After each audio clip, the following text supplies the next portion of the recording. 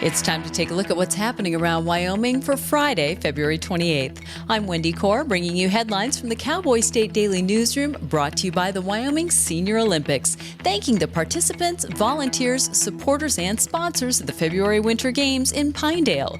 Visit WyomingSeniorOlympics.com.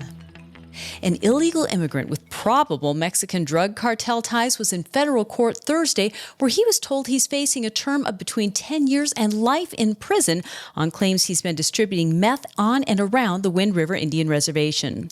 Oscar Espinoza Duarte was one of two Mexican nationals arrested Tuesday in Fremont County, according to Crime and Courts reporter Claire McFarland. He appeared in court Thursday, and it's a tiny, tiny lander-based outpost of the federal court in Wyoming. It's right next to the Wind River Indian Reservation, which is federal jurisdiction for felony level crimes. There wasn't much to this hearing because they didn't have a bond hearing or an arraignment. The judge just read the charge that he's facing and made a few preliminary steps to get him a public defender. Wyoming Division of Criminal Investigation agents had been investigating Espinoza Duarte's circle at least as early as October.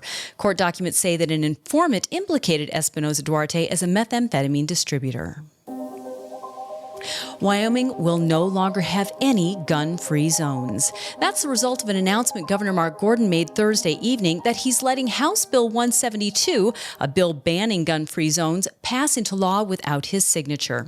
Cowboy State Daily's Leah Wolfson reports that although the governor let the bill pass into law, he issued a scathing indictment of it in his letter explaining his position on the matter. Basically, he believes that the law subverts local control and that local entities were not really seriously solicited for input on the bill when it was crafted. He basically said that what he has noticed is in this year's legislature, there's been a theme of acting for politics and political positioning rather than policy and doing what's best for Wyoming. He also called supporters of the bill a wild bunch. In January, the State Building Commission gave final approval for people to carry concealed firearms in some areas of the Wyoming Capitol.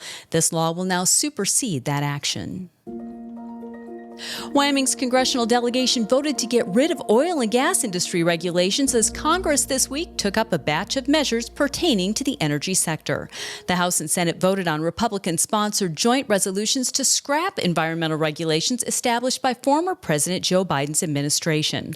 Cowboy State Daily's Sean Berry has the details. It's been a real busy week on Capitol Hill with energy policy. The Republicans introduced several measures in both the House and Senate to get rid of President Biden's regulations on oil and gas companies. Those are still in process, but the Republicans are moving to get rid of regulations that they see as too much red tape on the oil and gas industries, driving up costs and whatnot. There's fireworks everywhere you look on the Senate floor when it comes to this stuff because people's ideologies, their worldviews on this are just miles and miles apart. Meanwhile, on Wednesday in the Senate, Democrats brought to the floor a joint resolution aiming to overturn President Donald Trump's declaration of an energy emergency. Republicans defeated that move on a straight party line vote. A bill that would make Wyoming state and local governments liable for letting males use women's bathrooms and changing rooms in most public facilities, and vice versa, on Wednesday cleared both chambers of the state legislature. House Bill 72 is now headed to Governor Mark Gordon's desk after the House of Representatives voted Thursday to approve the Senate's changes to it. That's according to Cowboy State Daily's Claire McFarland. These are interesting issues because Tara Nethercott, who's the majority floor leader for the Senate, she basically said, I'm going to vote for this because people are so adamant about it, but I detect serious issues with it. And the chief issue she was talking is you can sue the government if they don't do some sort of unenumerated effort to keep males out of girls' changing areas, but it's not authorizing or advancing an action against a person who causes harm in a girls' changing area. So that was her issue, is why aren't we holding bad actors accountable here? And instead we're subjecting the government to this sort of unenumerated litigation tirade. In the final Senate vote, 6 senators voted against the bill and 25 voted in favor. A bill that would cut Wyoming homeowners' property taxes by 25% appears to have only one more hurdle to leap over before becoming law. On Thursday, members of the Wyoming Senate and House finally agreed on Senate File 69, which would authorize the biggest property tax cut in Wyoming history. Cowboy State Daily's Leah Wolfson reports that, barring a surprise rejection of the agreement by other members of their chambers later on Thursday, Senate File 69 will be headed to Governor Mark Gordon's desk for a signature. The cut is permanent, and it would affect all fair market home values in Wyoming up to $1 million. It certainly didn't come without a bit of a tortured path, however. The proposal had already been made on Tuesday, and the Senate expressed frustration and irritation when the House members said they needed more time to consider it. There were some allegations made that they had already shook their hand on the deal the previous night, and there was frustration that a meeting was held at 7 in the morning about it. But regardless, it seems that all that is water under the bridge, and an agreement has been passed. The property tax cut will go into effect immediately for the 2025 tax year and will apply to all residential properties, associated structures, and land. And now let's take a look at today's weather with Cowboy State Daily meteorologist Don Day. Well, day 2 of some nice weather across the state. Yes, we'll have some windy areas, especially along I-25 and I-80, but the wind really won't be too out of place for this time of year and where it will be at. Temperatures will be well above average. It'll feel like spring, and the spring-like weather will continue through probably the weekend. I think a lot of folks will enjoy the 40s and 50s, sunny to partly sunny skies, and the days are longer now and the nights are shorter. However, winter weather is going to start to make a comeback next week. Next week, we're going to see a different situation. A storm system forming in eastern Colorado will likely bring some rain and snow chances to parts of Wyoming, many parts of Wyoming, late Sunday night in the west, then across parts of the north, central, and west Monday, then across the eastern parts of the state Tuesday into early Wednesday. So we'll have more on that when we update you next. In the meantime, enjoy this nice weather through the weekend. You can get Don's full forecast on the Cowboy State Daily website. I'll be back in just 15 seconds with more news. They want to know if we received a relay call before. Yes, go ahead. We need to have a party catered. When you receive a relay call, someone who is deaf, hard of hearing, deafblind, or has a speech disability is calling you. It could be the most important call of the day.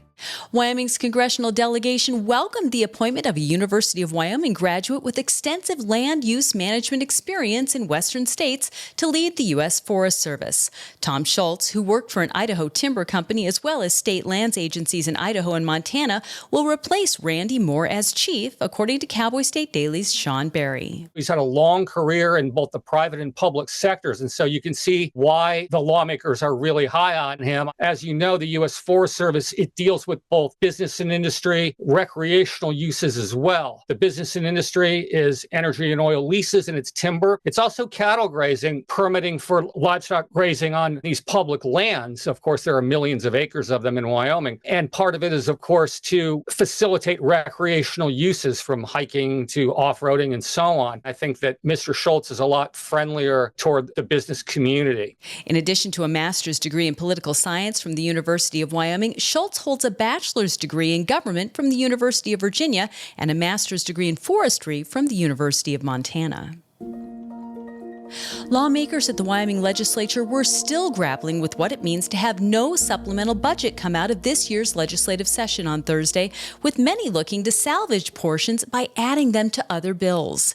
Cowboy State Daily's Leah Wolfson explained that anything that was in that supplemental budget is not going to be covered unless legislators find a way to tack that funding onto an existing bill. What we saw on Thursday was the first wave of those efforts of smushing things into bills, as Senator Mike Garreau, a Democrat from Jackson, described it. And it became a little bit contentious at times during the House floor discussion on Thursday when some of these amendments that were brought to bills just did not have anything to do with the actual bill itself. The legislature is not supposed to do that, but we saw at least about 5 to 7 examples of this occurring just today alone, and I would expect to continue to see that. Most of these efforts were passed and supported. Governor Mark Gordon issued a statement Thursday voicing his disapproval with the legislature for foregoing a supplemental budget, which has long been the way the state has handled costs and overruns that the state's current budget did not plan for.